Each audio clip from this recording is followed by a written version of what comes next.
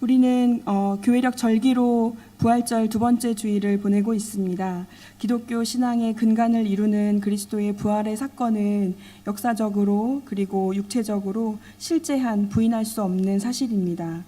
예수님의 부활은 예수님을 믿는 우리 성도들이 부활할 것에 대한 보증입니다. 그리고 마지막 때에 마지막 날 부활할 것에 대한 전조라고 할 수 있습니다. 고린도전서 15장 17절의 말씀을 함께 보시면 바울을 통해 알려주고 계시듯이 그리스도의 부활 이것이 없었다면 우리는 여전히 죄 가운데 있었을 것이고요. 그리고 참으로 불쌍한 존재가 되었을 것입니다. 17절과 부터 19절 말씀을 제가 한번 읽겠습니다.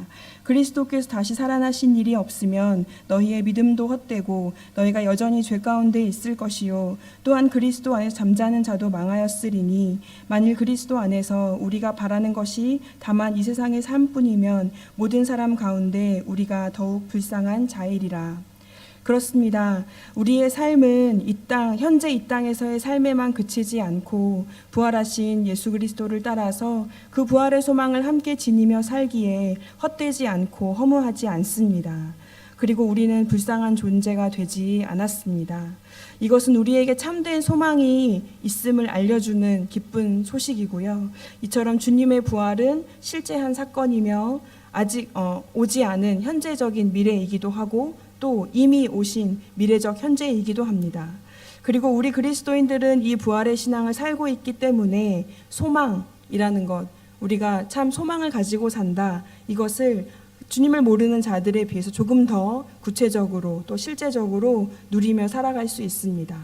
오늘 함께 읽은 베드로전서는 소망의 서신이라고 할 수 있습니다. 사도 베드로는 소아시아 일대에 흩어진 성도들에게 이 서신을 보냈었는데요. 1장 1절을 통해서 알 수 있듯이 5개의 지방, 로마 지방의 지역인 본도, 그리고 갈라디아, 갑바도기아, 아시아, 비두니아, 이곳에 흩어진 나그네들에게 편지한다고 이야기하고 있습니다.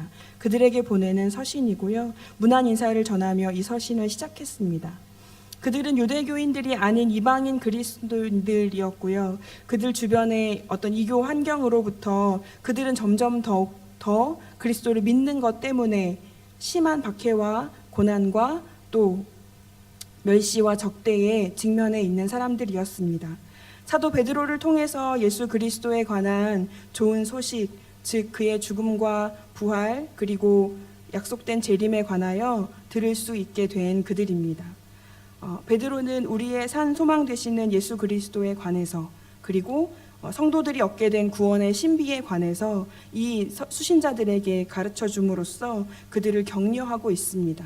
그들이 처한 어려움의 상황과 박해와 고난 중에서도 그리스도를 통해 소망을 품으라, 그리고 위로와 격려를 받을 수 있도록 그리스도가 참 소망 되셨다, 이 사실을 그들에게 전파해주고 있습니다. 이 베드로전서 1장 3절에서의 베드로는 예수 그리스도의 아버지 되신 하나님을 찬송하며 높이고 있는데요. 그 이유를 뒷부분의 9절에까지 같이 나타나게 읽어주고 있습니다.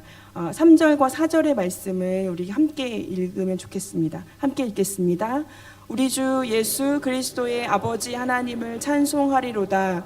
그가 많으신 긍휼대로 예수 그리스도를 죽은 자 가운데서 부활하게 하심으로 말미암아 우리를 거듭나게 하사 산 소망이 있게 하시며 썩지 않고 더럽지 않고 쇠하지 아니하는 유업을 있게 하시나니 곧 너희를 위하여 하늘에 간직하신 것이라. 그리스도의 부활로 우리도 역시 거듭나게 하셨습니다. 그리고 우리가 썩지 않고 더럽히지 않고 또 쇠하지도 않는 그런 영원한 산 소망을 하늘에 두어 주셨다, 이렇게 하나님께서 우리에게 말씀해 주고 계십니다. 전에는 우리가 주님을 몰랐던 자였지만 주님의 은혜로 사심을 입은, 그렇게 거듭남을 입은 우리가 되었습니다. 그러한 우리가 그리스도의 부활 안에 살아갈 때 진짜 소망을 어디에 둘 것이며 또한 어떠한 행실로 살아갈 것인지를 도전하게 하시는지 오늘 베드로전서 함께 읽은 본문의 말씀을 통해서 함께 나누기를 소망합니다.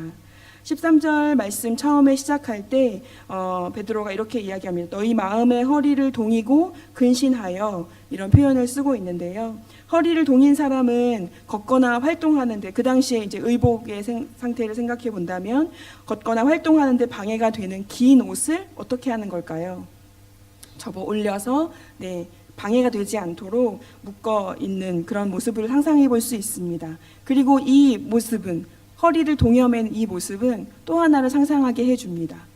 6월절, 그 구원의 은혜를 베풀어 주실 때 그들이 하나님께서 명하신 무교병과 이런 것들을 먹을 때에 허리를 동여매고 하나님께서 급히 이루실 그 일들을 따라가고 또한 쫓아갈 수 있도록, 하나님께서 인도하시는 그 길을 행하여 갈 수 있도록 그들의 허리를 동여맸었습니다.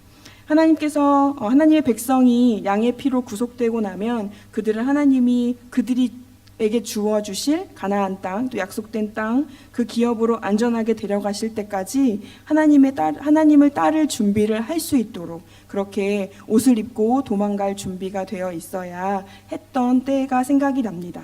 의복의 허리를 동여맸던 것처럼 오늘은 무엇의 허리를 동여매라고 얘기하나요? 마음의 허리를 동이라고 얘기하십니다. 그리스도인들은 마음의 허리, 즉 우리의 생각 또 의지, 그것을 준비해야 한다는 뜻이겠습니다. 구원을 베푸실 하나님 앞에 따를 채비를 갖추었던 것처럼 우리가 그 마음의 허리, 우리의 의지와 우리의 생각을 동일 수 있는 그러한 준비, 이것은 항상 깨어 근신하며 준비하고 있어야 하는 우리의 영적 자세를 우리에게 도전해 주고 계십니다. 그 준비는 뒷부분에 나타난 13절의 말씀 뒤에서 예수 그리스도께서 나타나실 때에 그분께서 우리에게 주실 은혜를 온전히 바라는 그 준비입니다.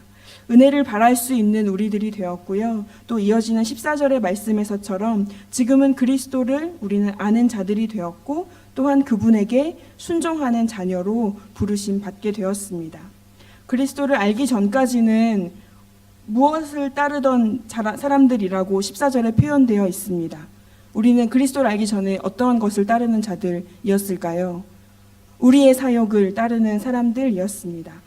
우리의 생각, 또 우리의 욕심을 따라, 우리의 사욕을 따라서 생각하고 그것에 따라 말하고 행동했었습니다.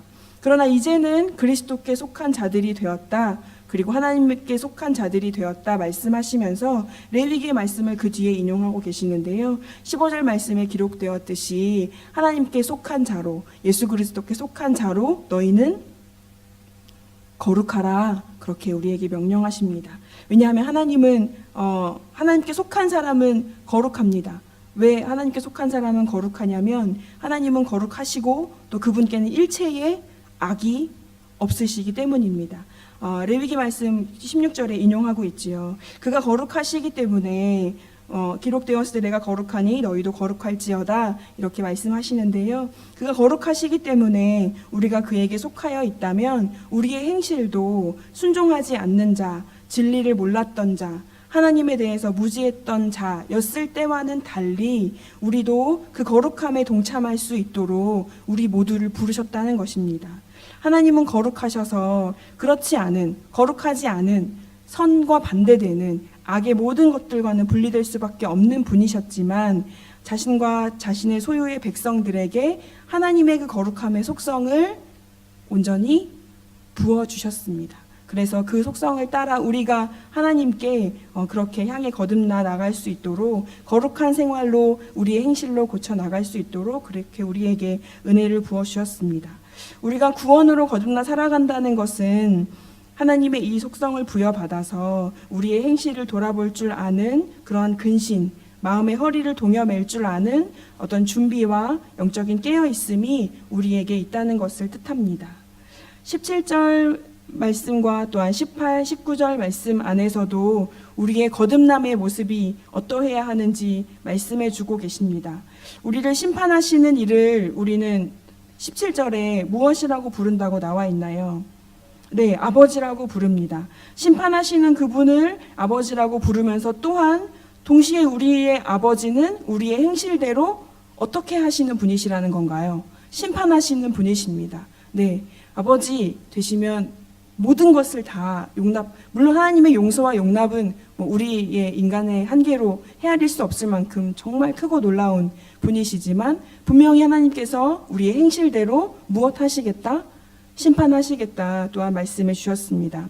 그래서 이 땅에 허락된 삶을 사는 무엇인 동안, 베드로는 우리를 세 글자로 표현하지요. 비유하고 있습니다. 나그네로 비유하고 있습니다. 네, 이 땅에 주어진 삶을 살아가는, 하나님께서 허락해 주신 삶을 나그네로서 살아가는 우리들, 그렇게 살아가는 동안 아버지이시지만 또한 동시에 심판자이신, 그리고 심판자이시지만 또한 동시에 아버지이신 그 하나님 안에서 우리는 두려움을 갖고 살아야 한다, 이렇게 말씀해 주고 계십니다. 17절 맨 처음 나온 그 외모로 보시지 않고에 해당하는 헬라어 원어는요, 공동번역 성경에서 공정하게 이렇게 의역했습니다. 그리고 NIV, NASB 이 영어 성경에서도 마찬가지로 공정하게 이렇게 번역해 주고 있습니다. 판단함에 있어서 외모를 보시지 않는다는 것은, 하나님이 우리의 행실대로 심판하실 때 사람의 외모를 보시지 않는다는 뜻은 그 사람의 신분, 그 사람이 갖고 있는 조건 등에 구애받지 않는다는 의미이고요. 그리고 이는 오직 판단을 위해서 세워져 있는 엄격한 기준, 심판을 하고자 하시는 하나님이 가지고 계시는 공정하고도 엄격한 그 기준, 그 진리에만 입각한 공평한 태도를 가지고 계시는 것을 뜻합니다. 하나님 자신이 진리이시고 기준이시며 사람들의 각자의 인격과 성품에서 표현되어 나오는 그 행위를 따라서 정확하게 심판하신다, 정확히 판단하시겠다 하시는 분이십니다. 아버지 하나님께서는 정말로 우리들의 내면과 행실, 모든 것을 다 알고 계시지요. 그리고 이것으로 각각 우리를 판단하시고 심판하실 것입니다. 그 심판의 기준은 하나님께 있어서 너무나 공정하고 우리가 다른 어떤 핑계를 댈 수 없을 것입니다. 혹여 우리의 말로 다른 사람의 마음을 아프게 할 수도 있다고 여겨지십니까? 혹시 그런 일을 행했던 적이 있습니까? 그 자리에서 돌이키셔야 합니다. 우리의 행동 하나가 작은 연약한 자 한 사람의 마음을 무너뜨리게 하신 적이 있으십니까? 그 길에서 돌아서야 합니다. 그리고 할 수만 있다면 그에게 다가가서 우리의 잘못과 허물에 대해서 용서를 구해야 합니다. 용서를 구하는 행위가 오히려 지금의 시점에서는 상대방에게 너무 큰 또한 부담이나 아픔을 주는 것이 될까 혹여 두려운 마음이 있다면 하나님 앞에서만큼은 진실함으로 뉘우치고 다시 그 길로 가지 않도록 부단히 자기 스스로를 돌아보셔야 합니다. 부지 중에 행한 일이 선한 일이 아니었다면 그것을 깨닫게 되는 그 순간 우리는 돌이켜서 다시 그 길로 가지 않도록 우리 자신을 그 거룩한 행실로 살아가고자 부단히 애쓰고 노력하는 그러한 삶을 살아내야 할 것입니다. 우리의 행실은 하나님 앞에 핑계될 것이 없습니다. 세상 누구보다도 그 어떤 뛰어난 재판관, 법관보다도 지혜로우신, 가장 공정하시며 가장 사랑이 많으신 우리 하나님 아버지, 그분께서는 그 기준으로 우리의 말과 우리의 행실에 대하여 마지막 날 우리에게 물으실 것입니다. 우리의 거듭남은 그것으로부터 자유함을 누릴 수 있을 만큼 거룩하고 성실한 태도여야 하겠습니다. 주님의 부활은 완성이시지만 우리의 거듭남은 끊임없이 그분의 부활하심 안에 애쓰고 자라가야 할 영역이라고 여겨집니다. 18절과 19절의 말씀을 함께 읽겠습니다. 18절과 오늘 본문의 19절의 말씀입니다. 너희 조상이 물려준 헛된 행실에서 대속함을 받은 것은 은이나 금같이 없어질 것으로 된 것이 아니요 오직 흠없고 점없는 어린 양 같은 그리스도의 보배로운 피로 된 것이니라. 우리가 이렇게 하나님 앞에 두려움으로 지내야만 하는 이유는 조상들이 물려준 것이 어떻다고 얘기합니까? 헛된 행실이라고 이야기합니다. 그러나 우리가 대속함을 받은 그 이유는 무엇입니까? 은이나 금같이 없어질 것으로 된 것이 아니라 오직 흠없고 또 점없는 무엇과 같은 어린 양 같은 무엇입니까? 그리스도의 보배로운 피로 된 것이기 때문입니다. 인간이 쌓아 올린 것, 인간의 행실, 우리 조상들의 그 업적들, 그것으로 인해서 우리가 구원받았음이 아니라 흠도 점도 없는 순전하고 깨끗하고 그리고 우리를 완전히 죄에서 다시 살리실 그리스도의 보배로운 피로 우리가 다시 구속함을 받았기 때문이라 설명하십니다. 우리의 거듭남은, 우리의 새롭게 됨은 영원히 없어지지 아니하실 그리스도의 보배로운 피로 이루어졌기 때문에 우리가 주님 앞에, 그 부활하심의 신앙 앞에 늘 거룩하게 스스로를 돌아보며 거듭남의 삶을 살아야 한다고 우리에게 권면해 주고 계십니다. 그리스도의 보배로운 피는 흠도 점도 없는 거룩한 것입니다. 돈으로, 금은 보화로, 그 가치로도 바꾸어 설명하거나 비교할 수 없습니다. 구원하시는 모든 것은, 구원하시는 그 은혜는, 구원을 완성하는 것은 이 땅의 것에서 찾을 수 없는 가장 귀하고 소중한 가치임을 우리가 한 번 더 기억해야 할 것입니다. 20절과 21절의 말씀이 오늘 본문에 있는데요. 이것은 세번역 성경으로 함께 읽겠습니다. 오늘 본문 21장 20절, 21절의 말씀, 세번역 성경으로 함께 읽겠습니다. 여러분은 그리스도로 말미암아 하나님을 믿고 있습니다. 하나님은 그리스도를 죽은 사람 가운데서 살리시고 그에게 영광을 주셨습니다. 그래서 여러분의 믿음과 소망은 하나님을 향해 있습니다.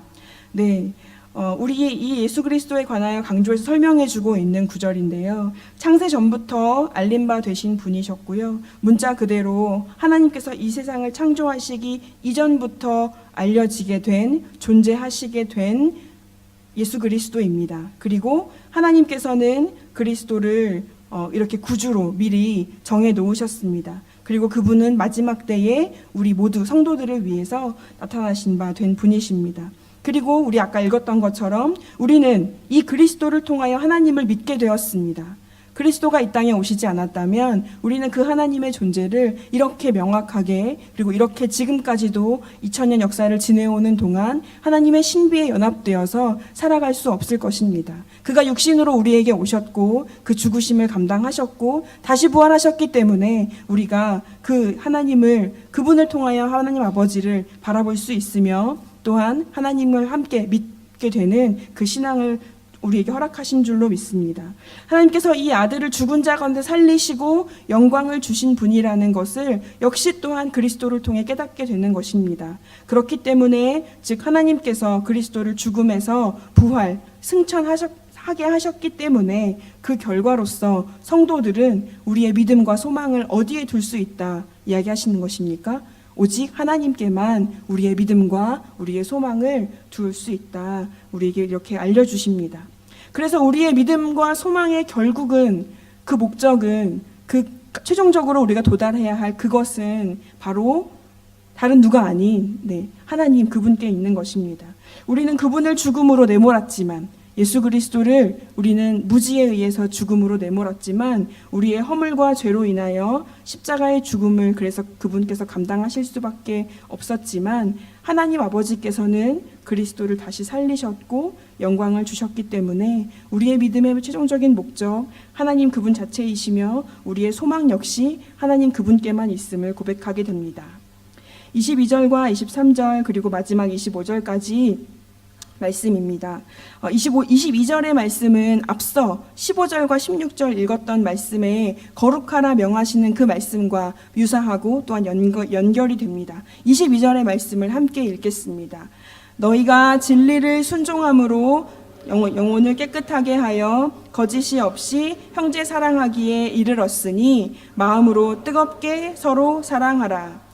구원을 얻음으로 인해서 또 주님 안에 새롭게 거듭난 삶을 얻은 우리가 이 삶의 모습으로 이끌어내줘야 할 그 열매들은 거룩하게 되는 것, 주님과 같이, 그리고 주님의 말씀을 순종하는 그 삶입니다. 이 거듭남의 시작을 사도 베드로는 우리에게 형제들을 뜨겁게 사랑하는 것이라고 권면하고 도전하고 있습니다. 서로 사랑하는 일은 베드로가 서신서를 통해서 특별히 또한 중요하게 강조하는 영역이기도 합니다. 근데 형제 사랑이 이를 얻다고 이야기하고 있는데요. 이 구절의 말씀을 잘 살펴보면 먼저 너희가 어디에 순종했나요? 진리에 순종하는 행위가 앞서는 것입니다. 너희가 진리에 순종함으로 인해서, 그리고 그것으로 인해서 우리의 영혼이 어떻게 되는 건가요? 깨끗하게 되는 것입니다. 진리에 순종한다는 것, 그리스도를 통한 하나님의 구원이 우리에게 임했다는 것, 이 사실에 우리가 순복하는 것입니다. 그 진리를 순종하고 따라갈 때 우리의 영혼이 더불어 어떻게 되는 것입니까?